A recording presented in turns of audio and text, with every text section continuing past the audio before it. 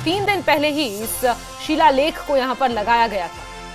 दरगाह हजरत बल में लगे राष्ट्रीय चिन्ह तोड़े जाने के बाद जम्मू कश्मीर की राजनीति गर्मा गई है और किस तरह से नेशनल एम्ब्लम जो इस शिलालेख पर लगा है, इस इंस्क्रिप्शन स्टोन पर लगा है, इसे तोड़ा जा रहा है। और इसको लेकर जम्मू कश्मीर वक्फ बोर्ड की चेयरपर्सन दरख्शां अंद्राबी ने बाकायदा बीते कल एक प्रेस कॉन्फ्रेंस कर इस शिलालेख को और इसके ऊपर लगे नेशनल एम्ब्लम को तोड़ने वालों पर FIR दर्ज करने और PSA जैसे कानून लगाने की मांग की है। इस पर अब जम्मू कश्मीर की राजनीति गर्मा गई है। हर तरफ से प्रतिक्रियाओं का सिलसिला जारी है, जहां एक तरफ से जदीबल से विधायक तनवीर सादिक ने यह कहा है कि दरख्शां अंद्राबी ने लोगों की धार्मिक भावनाओं को आहत किया है और अब उन पर FIR दर्ज करने की बात कह रही हैं। तो वहीं इल्तिजा मुफ्ती का ये आरोप है कि ये बीजेपी की सांप्रदायिक सोच का प्रतीक है और हर तरफ इस घटना को लेकर अब राजनीति गर्मा गई है, राजनीतिक बयानबाजी शुरू हो चुकी है। नेशनल एम्ब्लम को तोड़ा गया जो कि इस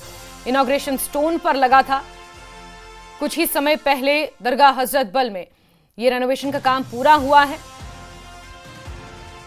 और यहां पर लगा ये इनॉग्रेशन स्टोन, इस पर बना नेशनल एम्ब्लम जो कि राष्ट्रीयता का एक चिन्ह है और देश की गरिमा और राष्ट्रीय चिन्ह एक है, उस पर जिस तरह से हमला किया गया उसको लेकर अब जम्मू कश्मीर की सियासत गरमाई हुई है। हर तरफ से प्रतिक्रियाओं का सिलसिला इसको लेकर जारी है।